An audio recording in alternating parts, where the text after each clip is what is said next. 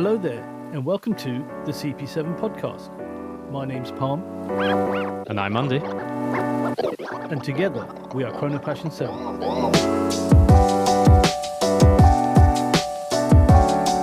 So, welcome to a very special show. We've been on a trip to Geneva, expertly organised by Andy as head of RedBar Barcelona. We've had quite the time over there. So, Andy, tell everyone about our trip then. So, firstly, Palm, you're far too kind.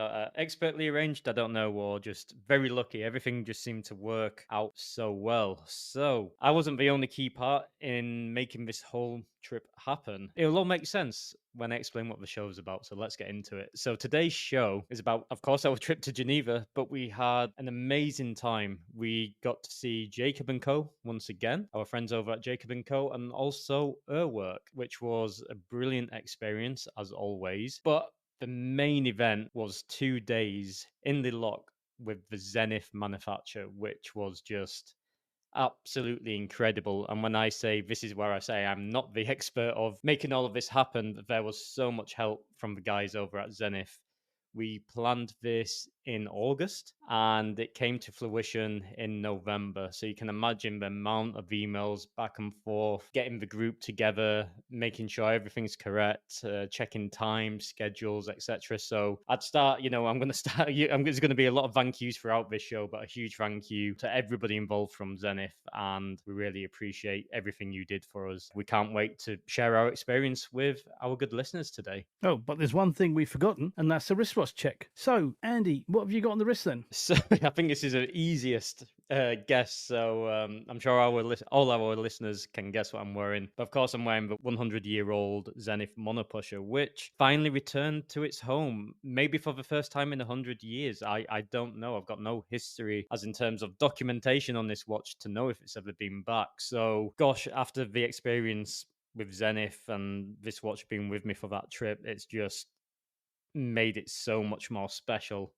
And I'm sure all the listeners will understand why as we tell more about the story of Zenith as well. But it's turned into one of my most prized watches now. Not that it wasn't before, but even more so. And Palm, what are you rocking them? Unfortunately, I don't have a Zenith watch, but the closest watch I have that has a relationship with the brand is my Rolex Daytona two-tone 116523 with a white dial. As we all know, Zenith did movements for the Daytona, and that's the closest one I could match to the occasion. And because it was such a great time, I can't take this watch off my wrist either. So I do think we have the blues now.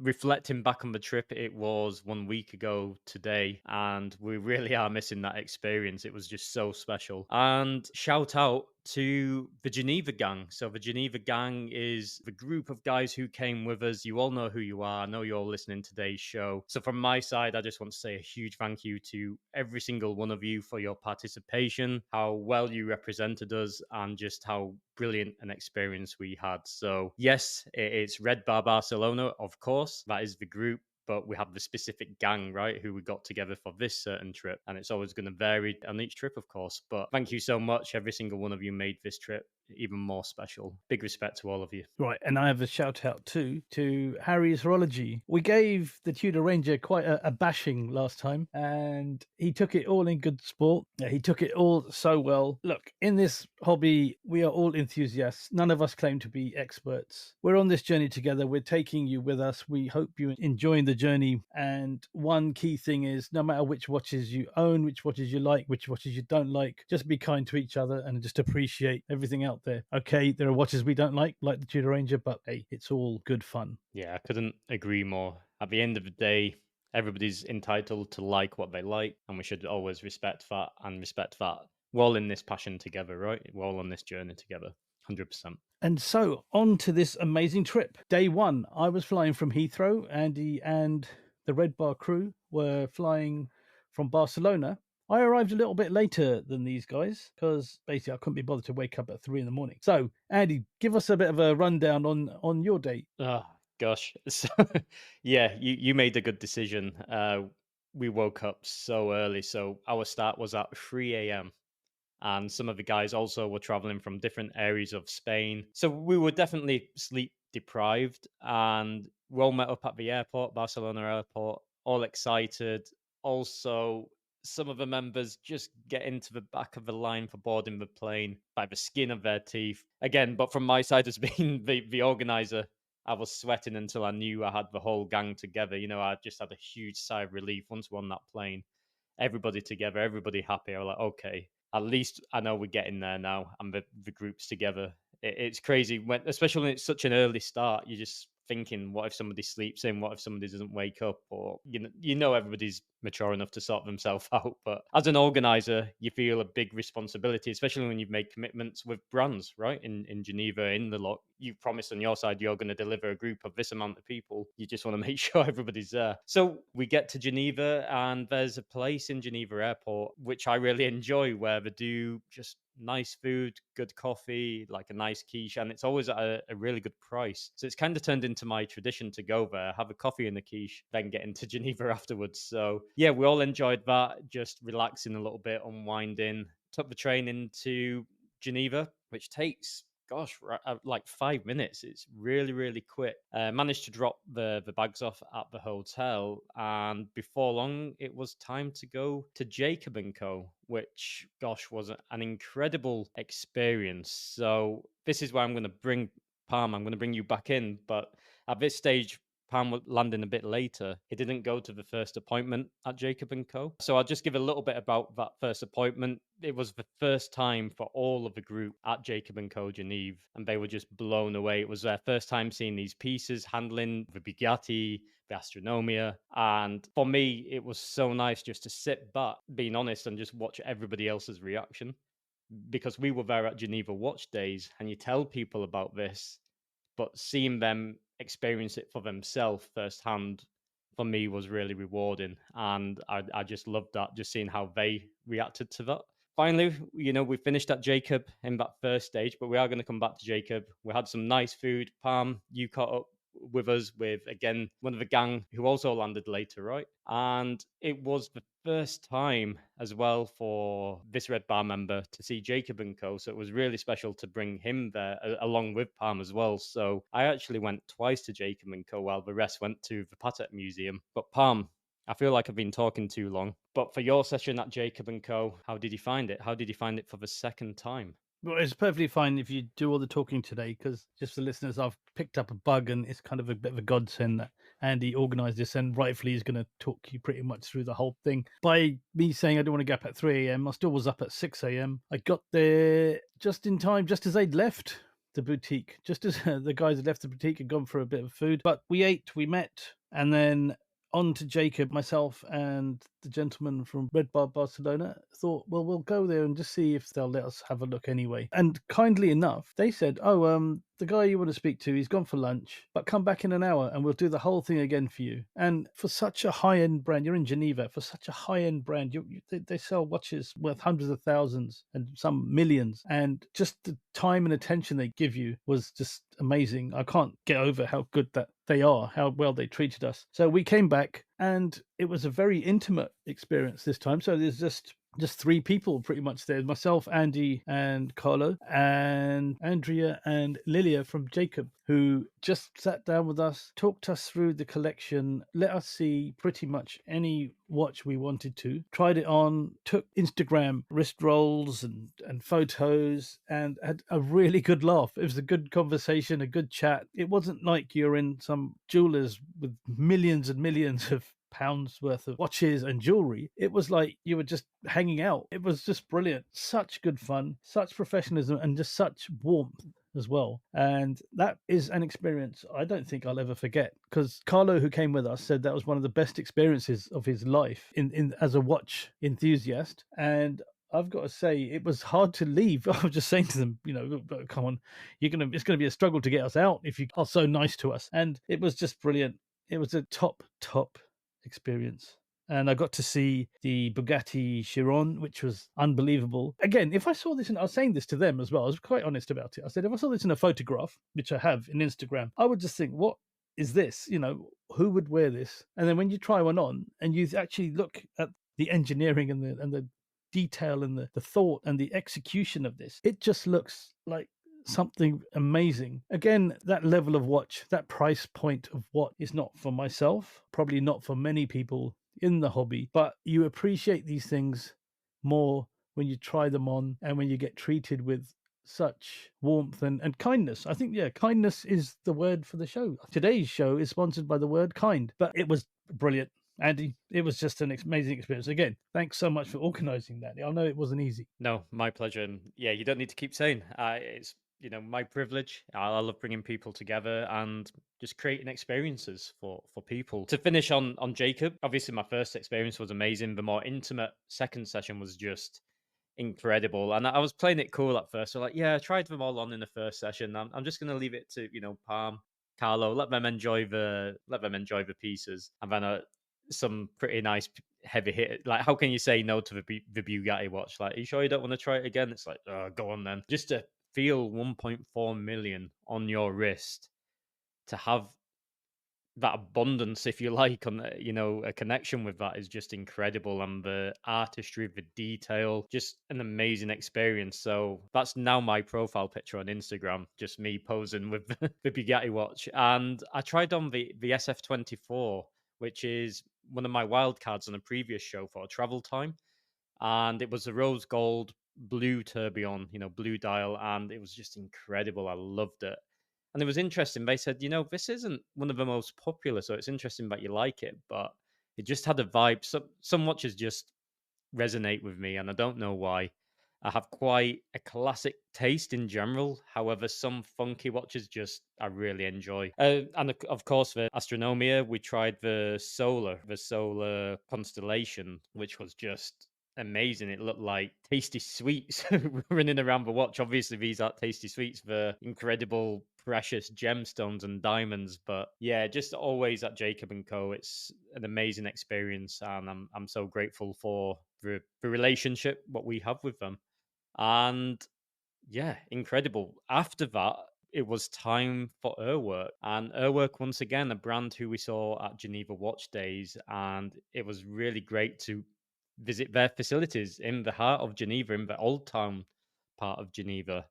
And again, and I think speaking for Pam a little bit, for us just to sit back a little bit and watch other watch enthusiasts react to seeing these kind of pieces for the first time is probably one of the most exciting parts about it, right? Because we've already been exposed to some of these pieces now. We're very fortunate, but I'm not saying it gets old, it certainly doesn't. But seeing people's first time reactions is always very rewarding. My favorite Urwerk, what stood out to me was VR 100 with the purple dial. Such a fresh looking watch, white rubber strap. But Palm, what did you think to the Urwerk collection? I agree with when you see other people's reactions to these things. It's almost you can almost see yourself a few months ago when we'd never seen this, and we were like, "Oh wow, oh my god, look at the detail here!" And you're discovering new bits and pieces on the dial, in the case, on the back. Yeah, it was quite an experience seeing others enjoy something so different to them for the first time, and these are enthusiasts who own some serious watches. These aren't people who, just have an appreciation. And to see them react in this way shows how special the Jacob and the Urwerk watches are, because they are machines. They are actually machines on your wrist. My favorite was, again, like Andy's actually, was the UR 100V, the ultraviolet with the white rubber strap. It's just that color combination and the structure. They're almost a tonneau shape. I mean, I don't think you can give Urwerk watches a traditional shape case name, because they're very off the wall, very different. But there was something about that one which seemed more regular, but yet wacky enough to really appreciate. And for me, that was definitely my favorite. But before I move away from this, I did get to see the lightsaber time machine, you can call it. It's not a watch, it's the size of me. It's about 6 foot tall, in the shape of a lightsaber, with the handle detailing and a glass tubular case. It's controlled with a remote control in the shape of a lightsaber. If you know anything about Star Wars, a lightsaber is a light sword that is used by certain characters in the movie franchise. And you control it by pressing the buttons on this remote control part, and it tells you how far the Earth has traveled around the sun in orbit. It tells you the time, obviously. It tells you various time readings that, Some I don't even know. I don't even know how many of them it told. But the thing about that was that you didn't need to do your 10,000 steps a day because it just tells you how far you've traveled around the sun. And I think going around about 1,000 miles a day, I think you're doing all right. As a fan of the Star Wars franchise, it was actually quite great to see and also quite puzzling and mind blowing. But Andy, there were a few other bits and bobs you saw around that museum part. Yeah, absolutely. So it was for only watch, right? The lightsaber. So I think we were quite fortunate to actually to see that. I know we did see it at Geneva Watch Days, but it was I don't know why. I think it was a large group around it when we were there, so we didn't get to see it properly. So we were quite lucky to see it again in a more intimate space, if you like. Yeah, there was a crazy atomic clock, and what you can do is you can place your Urwerk watch inside of this machine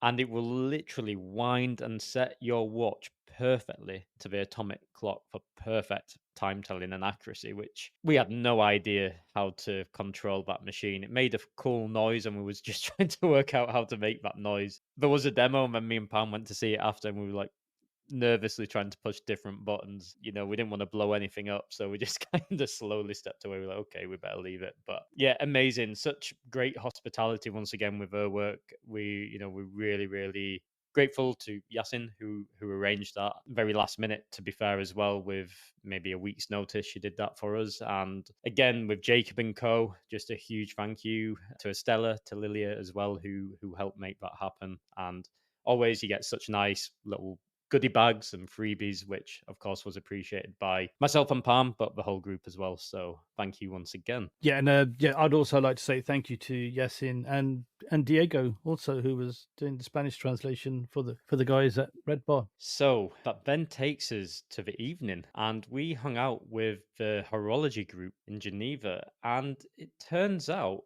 the founder of the group, myself and Palm, actually have known for a few years. And we keep things a little bit private just because, high horology, all of these groups, same with all the Red Bar gang, we keep people's identities very minimum, let's say. But that was great, right? Palm, I think you walked in and you were saying hello, and then he just got triggered, right? Yeah, it was a shock for us as well to see him. And I walked up to him, and we'd never met in person. We've always met remotely, shall we say, and spoken many times over the last few years. And he said, I just heard your voice. I just recognized it, and it was just so strange. I thought, wow, okay, because I recognized him straight away. I didn't know he was going to be there. He did. He had no idea I was going to be there, but I think I clocked him before he'd clocked me. And it was just, I've just heard your voice, and I just thought, I know this voice, and it was so strange. But it was again some amazing watches on show. We all had dinner together, some lovely food in Geneva, and it was a display of just some superb watches that you will not see on this trip. I was spoilt rotten by seeing the watches that all the guys had on. Andy, you probably get to see some of these with the crew, but I was just like a kid in a sweet shop half the time. And then the dinner was the cherry on top. I was sat next to the guy wearing the Daytona. It was just like the two Daytona guys sitting next to each other, which was I don't know if it was done on purpose, but it worked out quite well. And there was a much bigger variety of watches than just two Daytonas. There was just triple calendars and high horology and you name it, high end brands. It was a real treat, and everyone was just superb, so friendly, interested in you.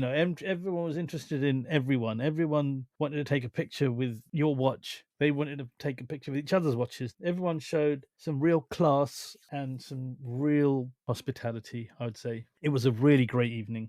Andy, what did you think of it? Yeah, there's not much more I can add to that. So similar to you, it was great to see our old friend, and he actually sat with us, and he's got some incredible pieces, right? So it was amazing to see some of his watches. There was a great gentleman sat next to me who had a beautiful Tank American, and just gorgeous. And I put that at the side of my Corum.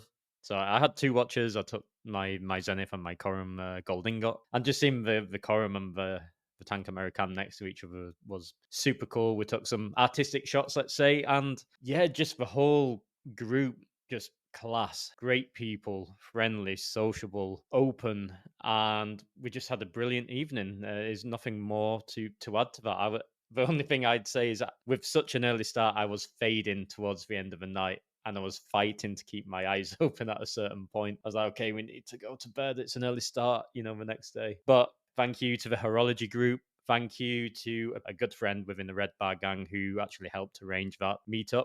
So you know who you are. I know you're listening. So thank you so much for arranging that. And thank you to the horology group for such great hospitality. So day two, the big day, right? We wake up quite weary, very tired, but it was such a long day and such an early rise. Our train to Liloc was at 9:02, so we had to wake up early and we got to bed, I don't know, around midnight.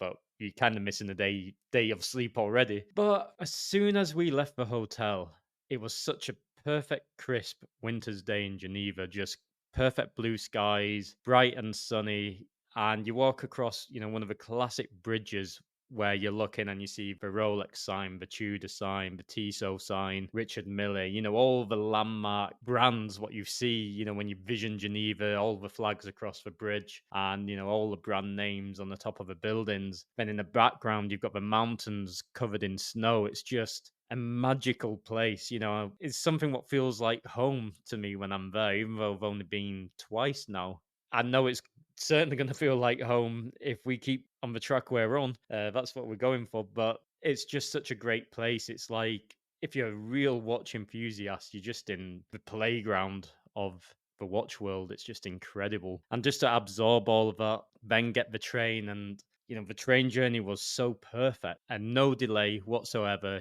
Swiss time, working like a Swiss clock, everything perfect. Even when we had to make a change, there was maybe 2 minutes to spare for that change. And as soon as we got off the train what connected us to Le Loc just pulled in and everything was just so perfect. There's no other way of putting it. And the closer we got to Lilot, as you're looking out the window, it goes from perfect sunny fields to frosted fields to vast fields of snow to thick snow, and suddenly you know that you're there. I don't know. How was the journey for you, Pam? Yeah, it was brilliant. Train in the snow is like a kid at Christmas. It was, again, like you say, regular as clockwork. Everything runs superbly efficient in Geneva, which is nice to know because I think we'll be going there a few more times in the future. Yeah, it was good. It was nice. We didn't know what to expect. We had to change at Neuchâtel, and there was a 4 minute gap between the trains, and we were thinking, God, we're gonna have to run across all the way across the bridge, and it literally was at the next platform, and we were just like, okay, it took us 4 seconds, not 4 minutes, to get onto that next train. But yeah, it was good. It was an enjoyable experience, and I'm trying to preserve my voice for you all, so I will leave you in the very capable hands of Andy to talk a lot more than me today. Cool. So maybe I need to do Palm voice impressions, but with my Yorkshire accent,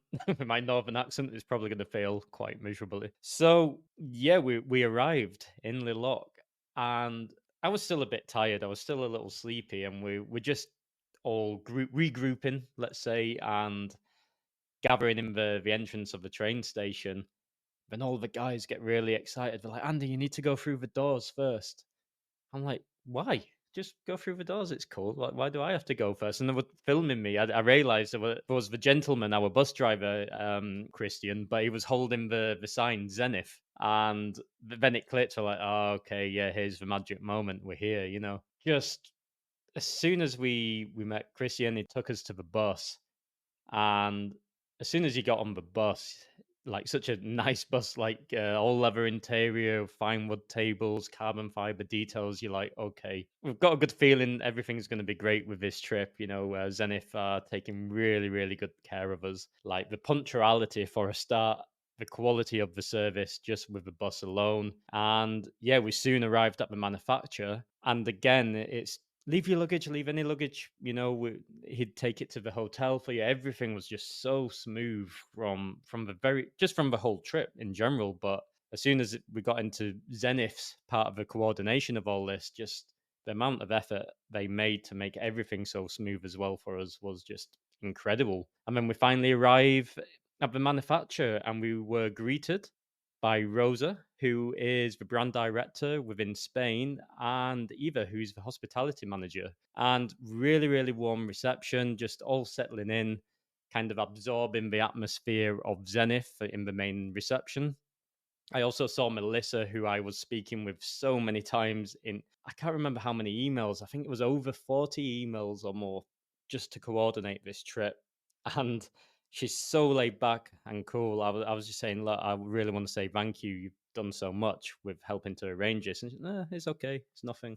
Just, I'm giving you praise once again. I hope you listen to the podcast, but thank you so much. You was a vital part to making this happen as well. And yeah, everybody once again at Zenith, we're so much gratitude for what you did for us. And after we settled in, we were then taken through the factory hallways to where we were going for dinner within the factory, which was a nice surprise. When you see on the agenda there's going to be a lunch or a meal, you don't know what to expect because it's the first time we've ever been there. You don't know if it's going to be some sandwiches, some basic catering with which was more than fine. But again, the hospitality, I can't stress this enough. What Zenith went to, not only were we taken to the dining area, to the dining room, which is up many flights of stairs to one of the attics within the factory, but you also been given information about all of the facilities, about the history, about the place. And there was a really funny joke actually, or maybe I asked it, I'm not sure, one of us did, but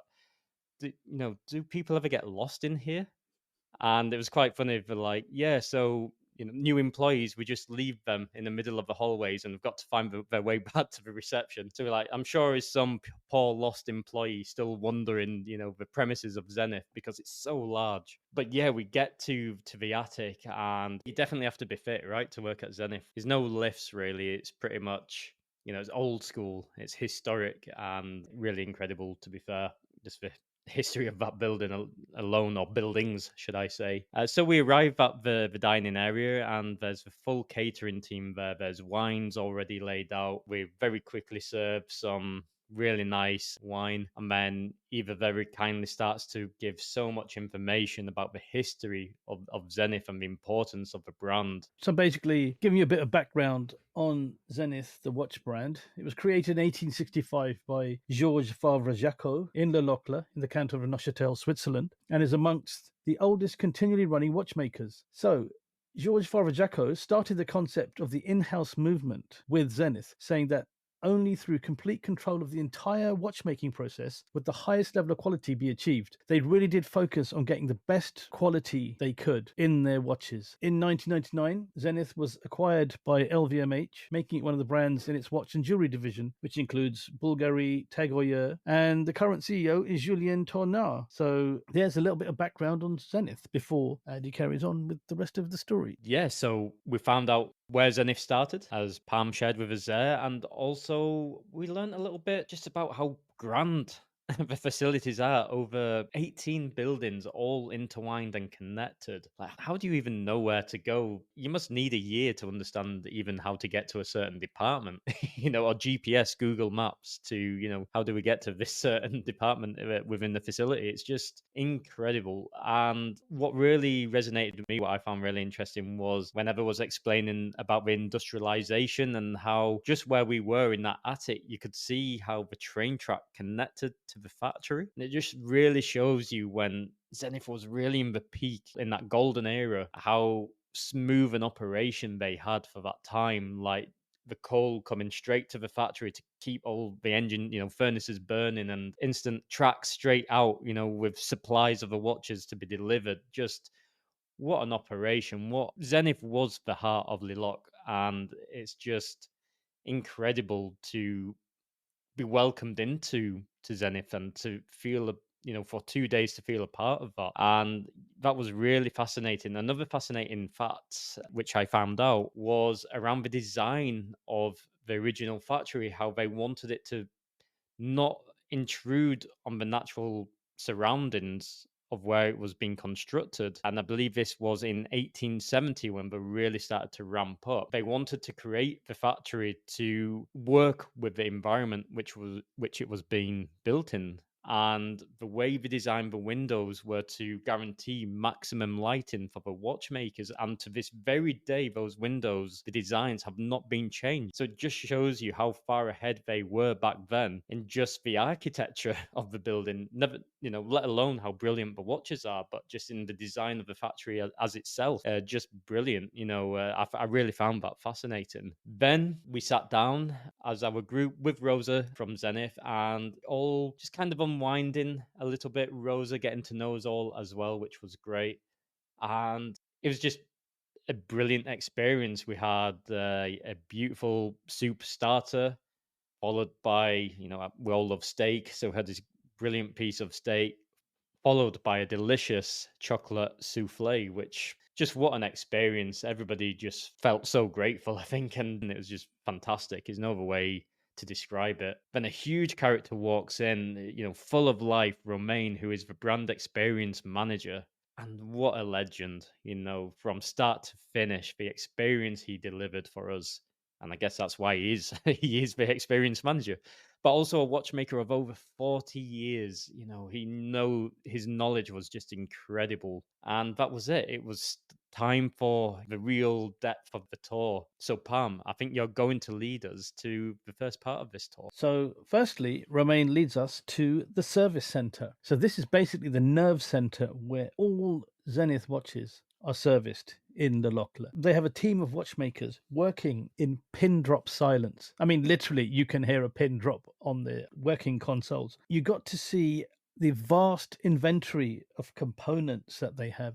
They have every single component from watches of, discontinued, still in production, vintage, just everything is drawers and cupboards full of components, all marked, all laid out, all well planned. It is so organized. I mean, it's just incredible. I don't know who put that all together, but they must have had some serious OCD, some serious organization skills. And then there was records. There was bookcases full of records, which had like encyclopedia volumes of records in them. This wasn't just like it wasn't all on a drive on a laptop. It wasn't like a filing cabinet. This was an old school bookcase full of books with records you want. And Andy, I think you tried to find your watch in there, didn't you? Yeah, so my watch was off my wrist quite a lot, as you would imagine. It drew a lot of attention, which was certainly nice. It's always nice when your watch can draw attention. But of course, if your watch is ever going to draw attention, 100-year-old watch back in its home, of course, the watchmakers and Romain as well was very interested to take a look. But yeah, I saw a book which it's all number coded like by 4,000, 5,000. It's all catalogs of when watches were made, the calibers, etc. And I remember from a picture of the back of my watch being a 4,000, I checked the picture in my phone and it was. So we were a little excited going through the book, so close, but unfortunately, we didn't find it, and it's not because the watch isn't real. It's because it's the case number, not the movement number. So again, I think what I will do is reach out to Zenith and just request the archives because I'd love to get more information on this, and I know they have it, and it'd be so cool to find out. But I thought I was close to finding it out myself, which would have been really cool, to be honest. But unfortunately, it was the movement number and not the case number in this case.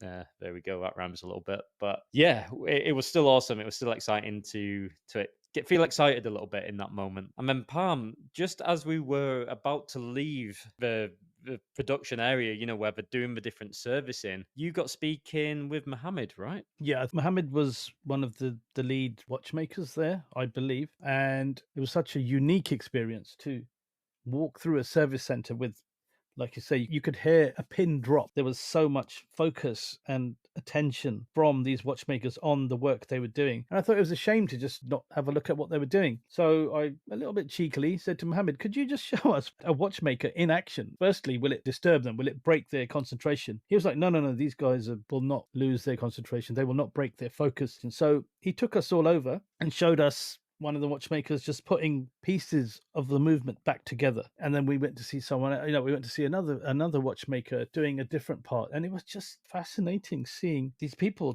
it was just so skillfully done. They knew everything. There was no looking around, referring to manuals, checking their databases. Everything was just being done without any reference. And it's also really nice to see that everyone was very young in there. When you think of watchmakers and you hear people saying that there's not many young watchmakers out there anymore, I think go to Zenith and that'll definitely contradict that statement, because they were all very young and, again, very focused, very into it. And they had those loop things on the wire, which was really cool as well, which I was quite impressed with, which we will talk about later on as well. But yeah, it was great to see these are the people that actually service the watches. So when these watches are sent to Switzerland to be serviced, those are the people that will do them. Yeah, it was just an amazing experience, and that was just a nice bonus, right? To see the laser focus on these watchmakers, just incredible. And we had a watchmaker within our group who actually services all of my watches, and I think he was just in heaven,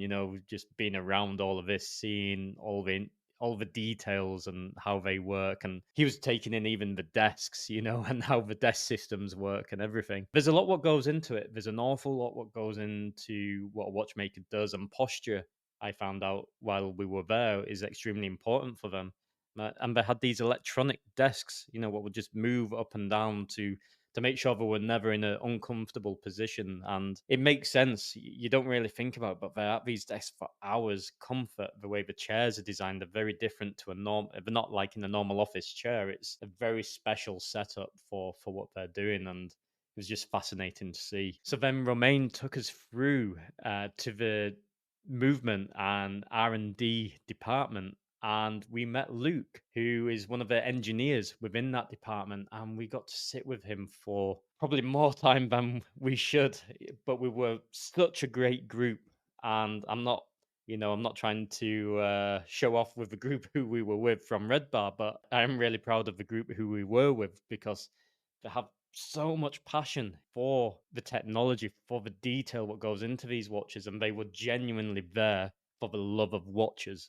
And the conversation we had with Luke was just fascinating. Unfortunately, I'd say 90% of the conversation we cannot share, because it's all still under embargo. It's all top secret because it's research and development. And what a privilege and what a level of trust Zenith gave to us to allow us to just sit and see their designs, what they're working on, on their workstations, and the computer aided designs, and the level of detail it goes through just blows my mind. And Pam, I think likewise, you was just really taken back, right, when Luke was describing the whole process to you. Yes, I mean, could have called him Luke Skywalker. Jedi skills in in being the movement R&D engineer. I mean, he was so engaging and so knowledgeable and one young, again young, and it was just incredible hearing him talk. And then he showed us some designs on the computer. Pulled the CAD up. He couldn't show us too much again, and we couldn't take pictures. I have a slight background from my university days in engineering, and I was just looking at the screen on what he was doing, and I just thought that doesn't look like a regular kind of. That doesn't look like he's just copying an old design and just reinventing the wheel. You could see it was an out of the box kind of decision process he was using to make this, because they were working on a new movement and a new watch, because it's R&D obviously. And I spoke to him. I said, is this something that you have been given to work with, or is this something you're creating from something, and a concept? And he said, yes, right, that's right, I'm actually he was thinking outside the box. He was improving old ideas. He's creating it from his own knowledge to make it work in this movement. He was constant. I'm a big modern watches guy, by the way. I think you will know that anyway. But the beauty of a good modern watch and a new model of a modern watch is it's always improving, not just in tiny steps, but there's great improvements. And you could see what he was doing, the way he was thinking, the way he was planning everything. Just from those images, just the way they were all pieced together, you could see that he was thinking in a way that not many other people think, just to make it happen. And that's why he's in the position he was in. He's well up there when it came to the R&D guys. He was a real expert when it came to the R&D side of it. So then he explained to us the three stages of design for these movements. So the first was the actual design and dimensions of the movement. And then the second stage was the architecture. He called it the architect stage, where you've got this movement, you've figured out how it's going to work, how big it's going to be. Now, how do you piece it together? How do you layer it? How do you make it fit into that case?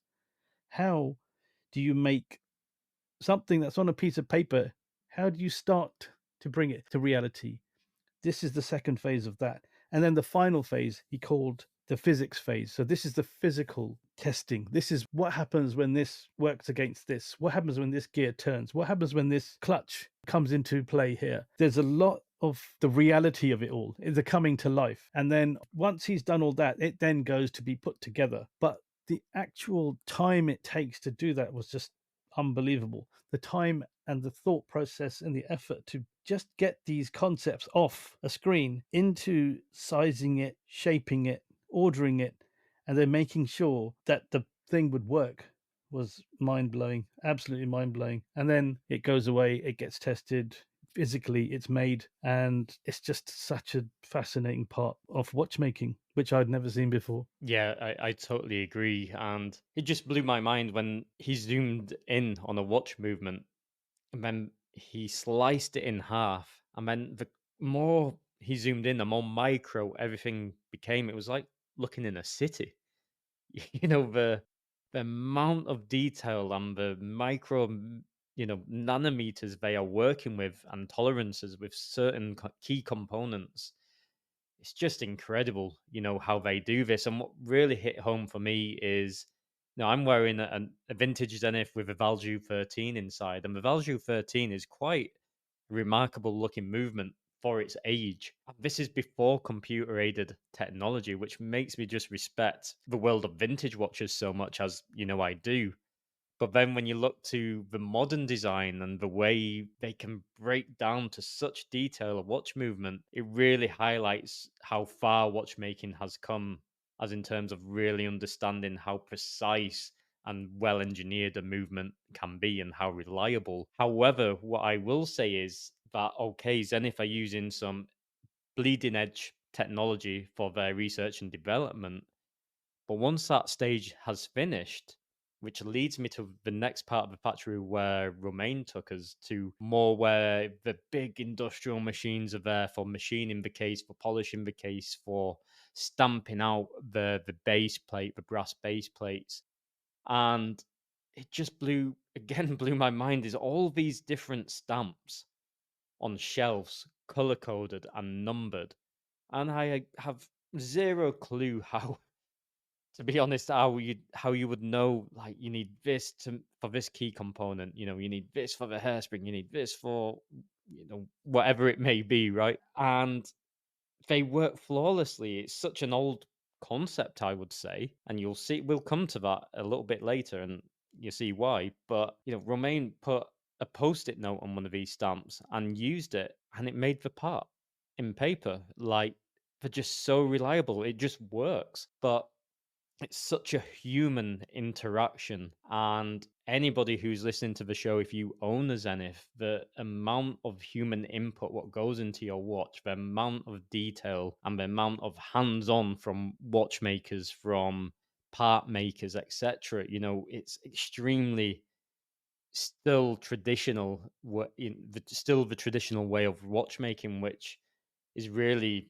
just incredible. It makes you have a whole new level of appreciation, and that echoes and resounds even further when, Palm, I think it hit you as well, when we were led to the finishing department as well. Yeah, but before we went there was just some highlighting what you were saying, Andy. It was even the cutting techniques they use for something. They don't just stamp the components. They have cutting techniques so sophisticated that they use a wire thinner than a hair and ply it with an electric current to use to cut things just to the right specifications they needed. So again, that was just the accuracy and just the attention to detail they use. I mean, attention to detail is an understatement. Just the methods and processes they use is so accurate. Back to the finishing department, they have a dedicated engineer doing the finishing. His name was Bertrand. He was a very cool guy. Very, I don't know. He made me smile. I don't know why. He was just there, and it's just the anglage he does and the little effects, just the finishing he does on the movements is just, again, such high focus. It's just unbelievable. Then just got up to talk to us as well when Roman showed Bertrand Andy's watch. He was up. He was like, okay, oh wow, because again, his watch got a lot of that kind of reaction throughout the whole 2 days, and it was just nice to see that side of him as well. It was a very charming guy, very nice guy, and the work he does, it takes him on average a day's work to finish the detailing on two watch movement. And again, you just think this is just something else. You see him with his the loop on and in the lab in his section just working away, working away. We're just walking past thinking, oh, okay, but he's actually making the movement on a watch look absolutely superb. It was, again, things I'd never thought of, that they happen, but you don't think you're ever going to see how they happen. And this was, again, the beauty of this tour and what Zenith did for us. It was very cool. And that led us into the watchmaking department. Yes, so after that experience, which again was incredible, right? We're probably going to repeat a lot, but the amount of appreciation you start to get for the brand because they're just being so open. Hey, this is what we do, this is how we work. And the amount what goes into the watches is just remarkable in all honesty. And we had a very special privilege to see Romain at work. So he showed us how they actually fit the hands onto your watch. And I think prior to being there, a lot of people just think, oh, the hands are just punched on the watch and yeah, it's done, good to go. But so much effort goes into it and style. And you might find this surprising. So when they're depending on which master watchmaker who's doing the finishing touches to your watch, the way they bend the hand to curve under the crystal so that each individual hand don't touch each other, there needs to be spaces between the hands. Each watchmaker bend the hand at a different point, and it's their signature within the group. So Romain can look at a watch and he knows which master watchmaker fit and finished those hands. So that's really cool. That's such a cool little detail. What you just wouldn't know if you until you listen to our podcast or until you've had that experience as well over at Zenith. And the speed in which he could do it was remarkable. If I was to do that, I'd probably snap the hand, in the amount of pressure what you've got to get right not to break the hand. So much effort and detail goes into these pieces, what is easily taken for granted until you actually see it firsthand. And yeah, that was day one of Zenith in a nutshell. We were all thinking like, if this is day one, what's left for day two? This is just mental. Like how good it was. And after it was time to go back to the hotel and have a bit of downtime, right? Yeah, it was time to relax and time to just chill out. I mean, we say relax. It was a long day. It was a lot to see. It was a lot to take in. It was a lot because the effort that had gone in as well. It was a lot to appreciate. It wasn't just have a walk round, it's done. This was a real session, shall we say, of real focus. Really, if you wanted to know something about how a luxury watch company makes their watches, this was the experience you needed to see. But we went back to the hotel again, an amazing hotel which they put on for us, amazing spa hotel which they put on for us. And when we arrived to our rooms, there was a lovely goodie bag with an amazing picture of the history of the Zenith Pilot watch, the progression in time of its evolution, again, which is a lovely touch, and a lovely letter inside as well, saying that we thank you for coming to this experience. And then once we were all freshened up, it was time for dinner. So yeah, we arrived at the venue, which was on a farm, right? So it was quite the climb up there. We were all advised to make sure we have good footwear on. So both myself and Pam were wearing kind of a suit, but then trainers. In this case, just purely for not breaking our necks, So such a special place, right? You're just in the middle of nowhere, and you're in this cozy, nice, traditional Swiss restaurant. And I remember in the phone calls, I remember in the Zoom meeting when I was planning the trip with Zenith, and it was Eva, she was saying, we really want to give you the Swiss experience as well with the cuisine. And this is where we really had it. It was just brilliant. We had cheese fondue, we had platters of delicious meats and some kind of red soup, what you do like a shot. So it was delicious, but I wasn't sure what that was, but it was very nice. So after the bread, they also brought us a spritz, but not like the other spritz what you get, from Italy or what we have around Spain, etc. It was local to them, which was delicious. It was really enjoyable. And then it was all about just enjoying the company who we were with. So we were fortunate enough to be sat with Eva and a good friend also from the Red Bar group. And we just had a great conversation. Found out so much information about the watch industry in general, which was fascinating. And just the way Ever could explain a story. So I don't know how we got onto the topic, but frequencies of watches. And obviously, as many of you listeners will know, that Zeniths run at quite a high, strong frequency. And the reason for this, and she gave a really nice analogy of explaining this, like riding a bike. So if you're riding a bike very slow and somebody pushes you, you're most likely going to fall off. However, if you're riding at a higher speed, you're going to sway a little bit but quickly correct. And that's very much how a high frequency movement works. So when you're in your daily life, banging your watch around or moving you, doing a podcast like myself and Pam and waving our hands around as we're explaining something passionately, the movement's fine. It's correcting itself a lot quicker than if it was a slow tempo. So I'm really sorry to my 100-year-old mono pusher what doesn't have such a strong frequency. But just things like that and what just stick with you, just fascinating information. And we had great fun. We made some, me and Palm love to make challenges and games, right? It's three favorite watches, or you picked three watches and then her reaction, Ever's reaction to these pieces, right? Yeah, just three watch brands and everyone's reaction to those. It was good. It was Eva was a very informed, very knowledgeable, very charming, very passionate lady. She was the perfect companion to have with us at that meal, and really did make that experience extra special. So once dinner was done, we retired to a hotel and got ready for day two. Andy, do you want to tell us about that? Yeah, so this is the big day. And we were saying just before, how could it get even better than the first experience, the first day at Zenith? Well, they had plenty in store for us. And again, we arrived. I had a very warm reception, nice coffees, some nice chocolate treats, which was great. And then our group was split into two groups. We were group one, and we were taken with Romain to a different area of the factory, more of a museum, a historical part of the factory. And we're in this grand hall. There's no other way to explain it. Like this huge hallway with just really important watches, which you could look at in cases and cabinets with nice information around each piece.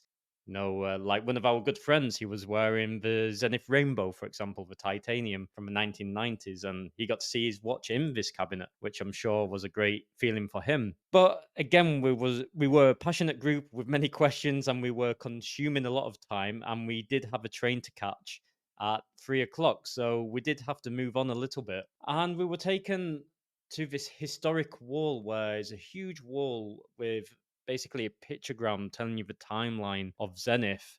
And we were really taken to the El Primero, 1969, right? Where it all began, where the most important movement for Zenith was created. And two key stories, which I will tell now. First story was just around the first El Primero movement being made. So, as we know, it was released in 1969. It was in three different models. So, you had the A3 84, 85, and 86. These were the three references which were released with the El Primero movement. What really hit and stuck with me was Romain was explaining that even all the way back then, they had the ability to do the 1/10 of a second. What happened is they had many different watchmakers working on this project, and as many people do in modern companies, like any company in the world, people leave and go to the competition. Then information is leaking, then the competition is rushing to make the first automatic chronograph on the market. So Zenith had to act fast, right? They had to release this movement onto the market to be the first automatic chronograph. And they did that, but with the sacrifice for the watchmakers back then not being able to finalize the 1/10 of a second feature.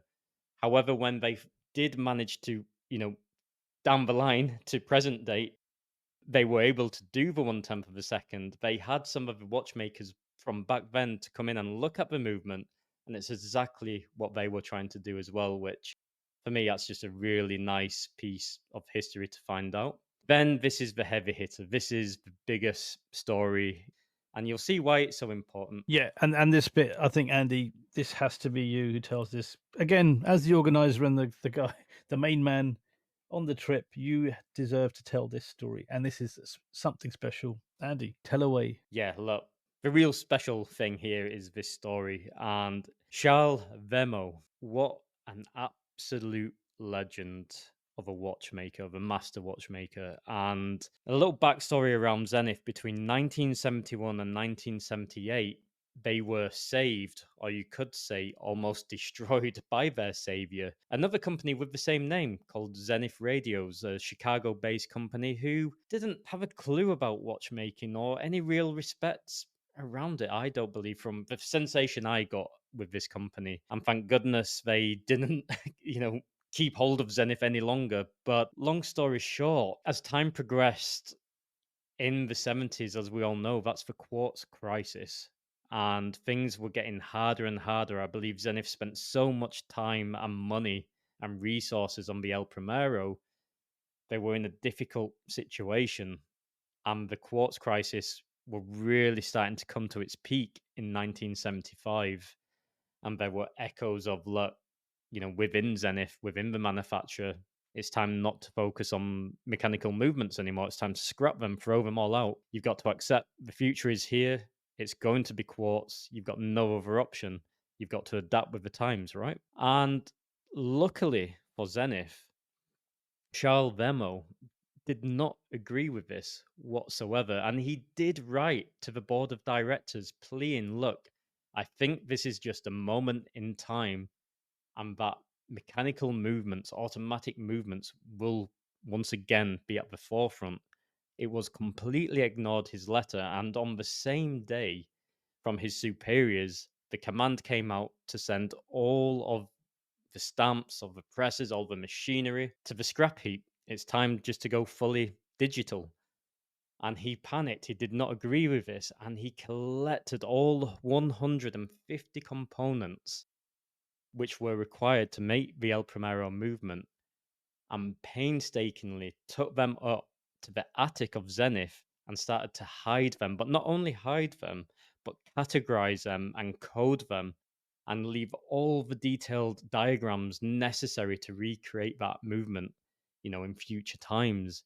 And I believe he did this alongside with his brother. And once he finally got all the components in there, they bricked up that part of the attic to make it look like it was just a brick wall. Basically, it's an unused area and nobody knows what's beyond that wall and it's forgotten about. And thank God that he did that, because it was a fad, the quartz crisis. It did calm down. Thank goodness for myself and Palm and every other watch enthusiast on the planet. There's nothing wrong with certain quartz watches, but mechanical is the heart, it's the pulse, it's the soul of a watch. And I really believe that a quartz just doesn't have that unless it's a very special quartz, of course. And fast forward to 1982, Ebel and Rolex contacted Zenith saying, hey, do you still have that El Primero movement? Do you think you could make it for us? And the guys within Zenith were just like, no, we can't do that. It's going to cost too much. It's going to be too hard. We don't have any of the details. We don't have the machines anymore. It's just going to cost far too much. And we're really sorry. We've got some old stock which we can provide to you, but we can't produce this. And again, this is where there's a huge grin on Charles Vemo's face, where he's like, guys, I can finally tell you the secret. Knock down the secret wall and reveal what he'd been hiding for all of those years. And he hadn't told a soul, not even his wife. You've got to think his whole job was on the line doing this, but by taking this heroic act, he saved the brand, he saved the company. And that's why Zenith is still here today. And that's why El Primero is so important to Zenith, because it's the movement, the watch what saved the brand. And I've got goosebumps just telling this story. So you can only imagine what it was like being there, right? But Palm, how was your experience after you heard that story? Yeah, it was one of the most incredible stories I've heard in watchmaking history. Personally, the fact that he did it, he hid away from everyone and did it, put his job on the line. Charles Vermeer was just something special. He was a legend in the watch world. He saved the watch world pretty much for Zenith. The chronograph may not have been what it is today without him. In that attic, you walk in, it hits you with the chill. It was quite cold in Geneva, obviously being November, end of November anyway, but that chill that hit you as you went in, it was almost, I don't want to say eerie, but it was very old world, very Dickensian. It was almost like you could hear the wind blowing in the background, and you saw the all wooden shelves, wooden floor. It was completely wooden, and and has aged over time. You'd see like the components on the shelves. The shelves were bowed; they were bent down through the warping through the years, and it was just such a historical thing. And going back to the Dickensian theme with the story of how he saved Zenith, it was the best of times and it was the worst of times. It was the worst of times because this American radio company wanted to destroy Zenith, but it was the best of times that this guy had secretly done all this to save it. It really was something extraordinary. Extraordinary. It really was.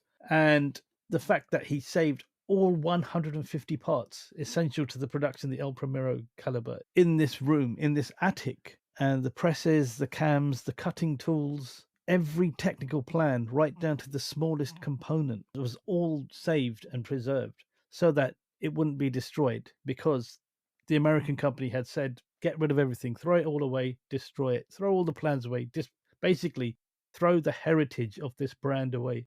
And he wasn't having it. He'd stood up and thought, in a clandestine way, I'm not allowing this to happen. Again, which shows a lot of courage, a lot of spirit. And in the watchmaking world, it showed some real heart and, a brave man, a soldier of a watchmaker, shall we say. But again, luckily, the quartz crisis passed. The mechanical watchmaking industry recovered. And after the Zenith radios sold Zenith in 1978, they started making movements for other brands. As Andy mentioned, Ebel.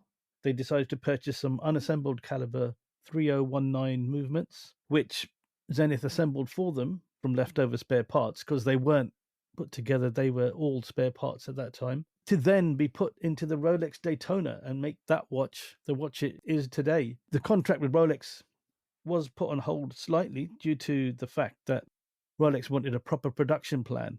They didn't want theirs to be made up from leftover spare parts or partially made. They wanted a proper plan of production. And once that was agreed, that relation continued for many years, with the Rolex Daytona having a Zenith movement in it from 1988 to 2000. So that really did show how highly respected the Zenith movements were as chronographs. It was just something unbelievable. And if it wasn't for Charles Vermeau, this would not have happened. Again, amazing man, amazing story. Another thing that we were told, his wife thought he was having an affair, the fact he was disappearing every night to this workshop to make sure he created the components and they weren't just all lost and destroyed. It was an incredible thing to hear. And you could almost feel history in that attic. It was, again, a chilling experience, slightly eerie, but absolutely exhilarating when you hear the story of what he did and how he saved Zenith. Yeah, no, I totally agree. Just to finish on the attic, just the amount of times I had goosebumps, and I don't think it was okay. It was cold, right? Because it's not very well insulated, but I think it was just the energy what was in there. The However you want to believe in this kind of stuff, but it had you just knew how important a place you were in, and you just couldn't help but feel that, when you were in there. It was just incredible, and there was quite a strong silence within the group for a good part, just absorbing that and appreciating that we're in such a historical part of Zenith, the manufacturer, and they allow us in there. And it's not a museum. It's not a museum. It's exactly how it was left. It's just incredible what he did. I have always respected Zenith hugely, but the amount of respect you have for Zenith once you've been there and you absorb the history, it's just a whole new level, right? And then to further put you through this historical experience, they actually had a showcase with the El Primero that Charles Vermeau wore on a daily basis. And it was an A384, the absolute icon in my mind for the El Primero with the Panda dial. It's just incredible. The very watch that he wore was actually there in that case, and you could see it. So you can imagine all those days he was sneaking into this attic, hiding things away, trying to recreate the movements. This is the watch he was wearing. Also, Zenith presented him with a watch as a token of their gratitude, and they say it's for his invaluable endeavor. It was the two-tone moon phase triple calendar, which was chosen by Charles Vermeau, as they asked him which watch he would want, and this is the one he chose. It was the 59.6003.410, and that was in 1991. And on the back, they engraved it with Merci à Charles Vermeau, 23rd of the 1st, 1991. And for those who don't speak French, that's thank you to Charles Vermeau. The reasons why they said that, I don't think I need to explain anymore because we've been banging on about it for the last 10 minutes. But it was a nice gesture, and it was just a nice bit of history to see both those watches were in the Zenith. You could say that was part of it was almost a museum experience at that stage. But it was something special to see there. And Andy, how did you feel when you saw those? Yeah, it was just remarkable, right? Especially to see the watch which he was wearing on a daily basis was just incredible, right? And I totally agree. Probably the most iconic, the A384 is just, I really want one. I'm not going to lie. That's a whole different podcast, don't worry. But yeah, what a piece. And yeah, incredible. And if you want to see those pieces, they will be on our Instagram. We have a picture of both of them. So check out our Instagram at chrono_passion_7, the number 7. Absolutely. So, after so much history, it was time to go to, again, a bit more of a modern era of Zenith. So, after having absorbing all of the history and passion, we then moved to the showroom, which they had within the Zenith facilities. And we spent some time with Sebastian, the creative director, where we had the opportunity to ask him any questions we wished. And once again, just to show you how open Zenith were, they would show us pieces which are still under embargo, but they entrusted us to try these watches on, even video and take pictures with the promise that, of course, we would not mention these. And here we are keeping our promise. Of course, we would not do that. But we had the opportunity to try many various watches, and not always, but sometimes me and Palm have very similar tastes. And three pieces, and I'm sure Palm will add to this, but the three pieces which really stuck out to me was the new Defy Revival, the A3691, which again with that ox blood dial, I just love it. 37 millimeters, a 69 reissue. So again, all of the watches which I like are actually from the 1969 from Zenith, and yeah, just such a funky, fresh case, right? The design with the Gay Freya bracelet, and of course, it's got a strong frequency movement inside a 4 hertz frequency, giving you 50 hours of power reserve, and just such a fun and great looking watch. Then the A384, again, revival. For me personally, the coffee dial. Uh, I absolutely love it. Again, of course, on the Gay Freya, and even stronger pulse in this one, 36K or 5 hertz. Extremely great performance, of course. Like we said, the bicycle, the faster it goes, just the more stable that movement is. Then the cherry on top, being a bit more modern, the Chronomaster Sport in rose gold. To shorten the reference down, 3101, you would find it in Googling Chronomaster Sport 3101, you'd find the rose gold there. Again, El Primero movement inside, utilizing the 1/10 of a second, and that black and gold combination on the dial, just class, beautiful. I appreciated all of these watches. Again, 37 millimeter on the DeFi. The A384 Primero was again 37 millimeter. Remember, Chrono Master Sport comes in at a slightly bigger form factor at 41 millimeter. But Palm, which stood out to you?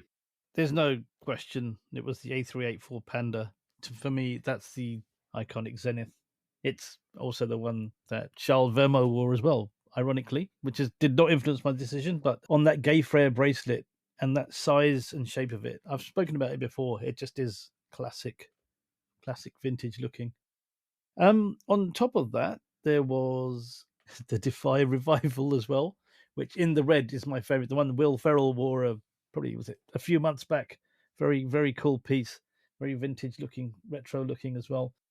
And also there was a double tourbillon chronograph, which really caught my eye. I mean, I don't know, maybe I'm getting spoilt with seeing all this high horology in recent times at these watch shows, but every time I see a tourbillon now, I kind of resonate towards it. Not that I could ever afford one, but this one was something special. It had rose gold accents. I believe it was carbon fiber. It had a tourbillon for the time, and then it had a second tourbillon for the chronograph, which was just incredible. It was just watching it in action, watching it working, watching the movement pick up, watching the move, watching activating the chronograph and seeing the second tourbillon activated was very, very interesting to see and unique. And I even spoke to Sebastian about the watches they make, and he was even saying they do make bespoke watches for high end customers, for big customers they have. And such as that chronograph, there was a gentleman who he had an Aston Martin and he wanted it in. I can't give too much away. He wanted the case in the same carbon fiber that his Aston Martin was in, and he even sent them a sample of wood from the gearbox, which he wanted the pushers to be made from, and they did it all for him. It just went to show. I mean, I did not know Zenith did things like that. They would put jewels in watches if high end customers wanted that. They even had a couple of dials, like one with a chronograph with a malachite dial or a lapis lazuli dial. Again, you don't see these usually on chronographs. They're normally on regular three-handers or watches with calendars on them. So this was quite unique. And again, it just goes to show that we don't know much about Zenith at all. And I think it's time we all had a look at it because it does do so much in so many different ways. And it's a very, very impressive outfit and it makes extremely impressive watches. Yeah, I couldn't agree more. Just that final experience was brilliant with Sebastian. Just huge thank you for the transparency and the information he gave us and the opportunity for the pieces. We got to see Zenith also do what they call icons, which are vintage pieces which they find and make sure everything's perfect and then give the public the opportunity to own such a historical piece now as well, which is available to anybody online, which is fantastic. And again, we got to see their next icon before anybody else, so a great privilege. So unfortunately, it's an extremely long show this time, so if you've made it to this point, thank you so much for listening. But I think you can appreciate we just had to give so much attention to detail on this. And to be honest, there's so many more little bits what Zenith did for us, but it'd just be too long a podcast to add more. But I really believe we captured the most important elements of our trip. And just to summarize, Palm, your final resounding feelings of Zenith and the overall experience from the trip, just to round up. Zenith, excellent company, excellent brand, a huge revelation in what they do and the quality of their watches. Great people. It's like a family affair there. And I don't mean that as a cliche. It really is just superb, brilliant, extraordinary. Again, I'm going to say that again. Jacob, amazing experience. Again, extraordinary watches, extraordinary people. And there were a few highlights. Let me talk about the highlights of Zenith. The people, I think, were the biggest assets they have for sure. Rosa, Sebastian, Eva, Romain was just a legend. Romain, sorry if I've pronounced it wrong, was an absolute diamond of a guy. He was the best man to show us around. The passion he had, just everything about him. He lived, breathed Zenith, and it was just incredible to have him showing us around. Luke, I mean, the guy was like a genius, but such a cool guy as well. We met him at dinner afterwards, and you wouldn't think he was so technically gifted. He just came across as a normal guy, very nice guy as well. I mean, again, Eva, the whole hospitality part of it, it was so well done, so hospitable, I think, which is what what it's all about. An excellent experience, that's what I would call it. And if anyone else can do it, or anyone wants to look into Zenith, please do, because this is a top brand, and it needs that exposure, I'd say, that it doesn't seem to have at the moment. Jacob, excellent watches. Urwerk, just amazing. Engineering and science in action on your wrist, just something special, something very, very unique. And I'd say that's my actually. And also, I want to give a big shout out to the RedBar Barcelona crew, who are just awesome guys. Really good fun to be around. Always got something fun to say, something informative to say, and have absolutely incredible watches as well. Even to the point where it was a RedBar Barcelona event, people have been brought in from the Spanish side to more than likely give the whole experience in Spanish, and I don't speak Spanish, and they insisted it was all done in English for me because they're all very good English speakers, and that to me was very special. Very really got me in the heart that they would do that, and thank you guys for that. And that is my sum up of the trip, and I think we're done. But Andy, my voice is almost completely gone. I can't believe I've made it this far, and thanks for making the show so long. Your closing comments. My pleasure. Yeah, so for people wondering why Pam's saying that, it's not only for his voice, it's that we're Wednesday. No, it's Wednesday evening. Palm's going to be painstakingly editing this amazing podcast for all of you to get it out in time for Friday. So, what a legend. Please give your thanks to Palm in the comments on Friday for all of the amazing work he does to get these podcasts ready. To finish, just what can I say other than echo exactly what Palm has said? I'd just like to thank every single individual from Zenith, all parties involved: Rosa, Sebastian, Eva, Romain, Luke, and everybody who we met there. Just thank you so much for an unforgettable experience. Many of the members had goosebumps on so many occasions. You scream passion, you're authentic, and it was just an incredible experience. And I hope our listeners now share the same passion we have for Zenith, and I hope more and more people can have the same experience we had. You went above and beyond, and it's crazy that we were speaking with Eva, and she's like, "I can do so much more," and like, my word, you already do so much to make such a brilliant experience. So, hats off to every single one of you. You did a brilliant job and you really touched our hearts. So, I'm not going to go any more mushy than that, but showing absolute gratitude there. And thank you so much for my Red Bar gang.